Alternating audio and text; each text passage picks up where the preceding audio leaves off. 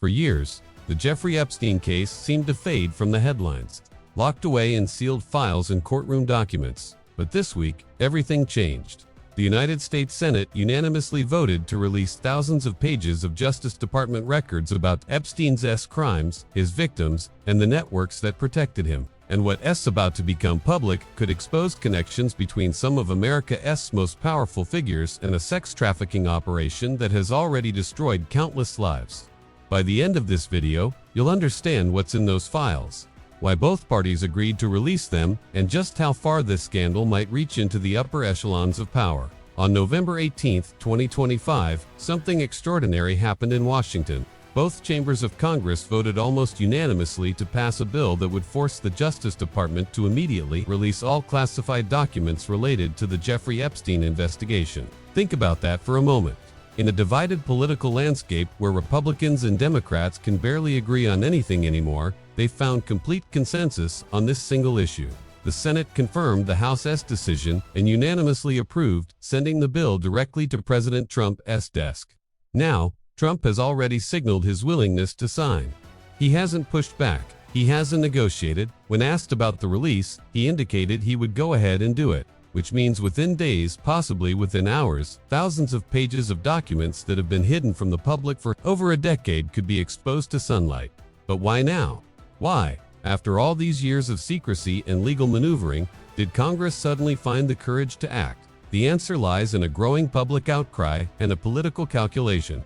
For years, conspiracy theorists, investigative journalists, and most importantly, Epstein's victims, have demanded transparency. They've waited as the case seemingly went cold. Epstein died in his jail cell in 2019 under mysterious circumstances, but his network didn't die with him. His associates remained free. Questions persisted, and with each passing year, the pressure mounted. What changed this time was momentum.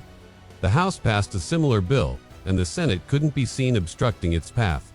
The political cost of blocking transparency on a case this significant became too high to bear, so they voted unanimously. Some are calling it a landmark moment for government transparency, though others wonder if it's more calculated than it appears. Before we talk about what might be in these files, we need to understand why they matter so much. The Epstein case was never just about one man. It was about an entire operation that spanned decades. Starting in the 1990s and continuing through the 2010s, Epstein allegedly ran a sophisticated sex trafficking and abuse operation that involved dozens of underage girls. Young women in vulnerable situations were recruited, manipulated, and abused. Some were paid to recruit their friends. What made this case so explosive wasn't just the crimes themselves, though they were horrific. It was the people allegedly involved. Epstein was a financier who moved in circles that included politicians, royalty, celebrities, and business titans. He had connections everywhere. Flight logs from his private jet, the Lolita Express, documented trips between his Manhattan mansion, his Mar-a-Lago home, and his private island in the Caribbean. These logs allegedly showed who traveled with him and his circle. During his 2008 plea deal, Epstein got a sweetheart agreement from federal prosecutors. He pleaded guilty to 2 felonies involving minors, received just 13 months in jail, and was registered as a sex offender. Many victims and observers felt justice had been betrayed. Epstein was out, free to continue his life, while his accusers were left to grapple with trauma. The investigations that followed focused heavily on identifying how such a deal was possible and who might have been involved in arranging it. The Justice Department had internal documents about the investigation, witness statements, and financial records. These were never fully released to the public. Instead, they were sealed, hidden behind layers of legal protections and prosecutorial discretion. Now those documents are about to see daylight. And that terrifies some people, because somewhere in those files are likely names, connections, flight records. The documents might include details about who knew what and when they knew it. They might reveal relationships between Epstein and prominent figures that were previously only rumored or speculated about. Here's where the story gets interesting from a political perspective. In the weeks leading up to this vote, prominent figures from both sides of the aisle suddenly expressed support for releasing the documents. Democratic fundraisers were embarrassed when it was revealed that back in 2013, a consulting firm had invited Epstein to a fundraising dinner on behalf of House Minority Leader Hakeem Jeffries and former President Barack Obama. When questioned about it, Jeffries denied any connection to Epstein, saying he had no recollection of the invitation and had never received donations from him. Republican figures, meanwhile, were eager to push the narrative that the files would expose Democratic connections. They put forward various resolutions and amendments designed to speed up the process and draw attention to specific allegations. The political judo here is fascinating. Both sides wanted the files released, but for potentially different reasons. Democrats wanted transparency to clear themselves of suspicion. Republicans wanted transparency hoping it would expose their opponents. Meanwhile, some Democratic lawmakers faced their own embarrassment. Representative Stacey Plaskett of the Virgin Islands had exchanged texts with Epstein during a February 29 congressional hearing where Trump's former attorney Michael Cohen was testifying. Republicans tried to pass a censure resolution against Plaskett, but it failed. The House voted 209 to 214, with 3 Republicans joining Democrats to reject the motion. It painted a picture of a Congress divided by the scandal, even as they unified around the bill to release the documents. President Trump's role in all of this has been notably pragmatic. He hasn't fought the release. He suggested he would sign the bill. Whether his cooperation comes from a desire for transparency, political calculation, or something else entirely remains unclear. But his willingness to move forward suggests that at least, at this moment in time, the political cost of opposing transparency was deemed too high. As these documents are about to be released, several massive questions loom. First, what exactly will be in them? The Justice Department documents likely contain investigative notes, witness interviews, financial records, and possibly names of people questioned during the initial probe. They might include details about the 2008 plea deal negotiations. They could expose who pushed for leniency and why. Second, will the release actually reveal what people expect? Some insiders suggest the most damaging material has already been redacted. Federal prosecutors often withhold information that could compromise ongoing investigations, endanger witnesses, or violate privacy laws. The released documents might be heavily edited versions of what's actually known. Third, and perhaps most importantly, what happens after the release. If prominent names are indeed connected to Epstein in any way, will there be accountability? Will investigations be reopened? The statute of limitations on many crimes may have expired. Some alleged victims are still alive and could potentially testify or pursue civil litigation, but the legal pathway forward is murky.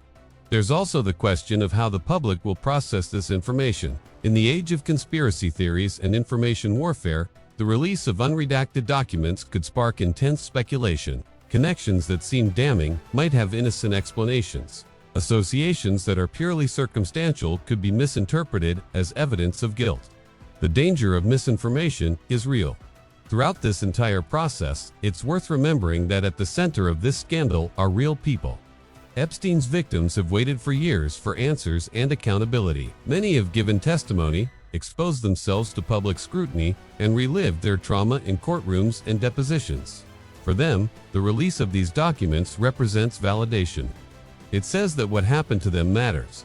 It says that society is finally willing to look honestly at what occurred. Some survivors have become activists, working tirelessly to expose the network that harmed them. They've become investigators themselves, connecting dots and pursuing justice where the system failed them. For these individuals, the upcoming release is both hopeful and terrifying. Hopeful because transparency might finally bring accountability. Terrifying because seeing their trauma and their abusers' actions detailed in official documents is emotionally devastating. The survivors have also pointed out something crucial. The case has never truly been about Epstein alone. He was one person, and yes, he committed horrific crimes, but he didn't operate in a vacuum. The system allowed him to thrive. People protected him. Powerful institutions benefited from silence. Until the entire ecosystem that enabled his crimes is exposed and dismantled, individual prosecutions won't be enough. So what's the timeline? Trump is expected to sign the bill within the next few days. Once he does, the Justice Department will begin the process of releasing the documents. This won't happen all at once. There will likely be batches of materials released over time. Some documents may be withheld for national security reasons or to protect ongoing investigations. The process will be messy and gradual. Media organizations and independent researchers will immediately begin analyzing and reporting on what's released. We'll likely see headlines emerge within hours of the first batch hitting the public domain. Connections will be drawn. Timelines will be reconstructed. Questions will multiply. Congress may hold hearings to discuss what's found. Criminal investigations could be reopened if new evidence suggests crimes that haven't been prosecuted. There's also the possibility of civil lawsuits. Epstein victims could use the released documents as evidence in suits against people or institutions they believe enabled or protected Epstein's operation. These cases could take years to litigate, but the documents could prove invaluable to their legal teams. The international dimension shouldn't be ignored either. Epstein had connections around the world. He traveled extensively. Some of the released documents might implicate foreign officials or citizens. International cooperation could be necessary to fully investigate and potentially prosecute crimes that crossed borders. This moment extends beyond just the Epstein case. It represents a potential shift in how America handles government secrecy, at least on cases involving serious crimes and abuse. For decades, official secrecy has been justified in the name of national security, privacy protection, and institutional preservation. But cases like Epstein's show the cost of that secrecy. When documents are hidden, justice is delayed. Victims are denied closure. Perpetrators can operate with impunity. The release of these files could set a precedent. Activists and journalists will point to this moment and ask, why should other cases remain sealed? Why should crimes committed by or involving the powerful remain in darkness? The pressure for transparency will likely intensify. At the same time, there are legitimate concerns about the dangers of unredacted document releases. Privacy rights exist for a reason. Innocent people associated with Epstein in completely legitimate ways could see their names dragged through the mud. Witnesses who cooperated with investigations could face retaliation. The line between accountability and violation is thin. There's also the risk that the document release becomes a political football. Each side will cherry-pick information to support their narrative.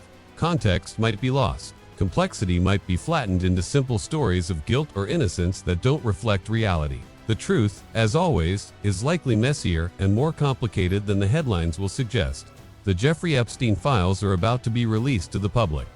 After years of secrecy and speculation, thousands of pages of Justice Department documents will soon be available for scrutiny. This represents a genuine moment of government transparency on a case that has captured American attention like few others in recent memory. What those files contain remains to be seen. They may expose powerful connections that shock the nation. They may reveal that many suspects were investigated but cleared. They may answer some questions while raising new ones. What's certain is that survivors of Epstein's crimes are finally getting a measure of the accountability and transparency they've demanded. As these documents emerge in the days and weeks ahead, approach the information critically. Look for multiple sources. Question sensational claims. Remember that associations aren't necessarily evidence of guilt. And never lose sight of the real victims whose trauma sparked this investigation. This is GNN, keeping you informed on the stories that matter. Stay tuned for the latest as the Epstein files are released.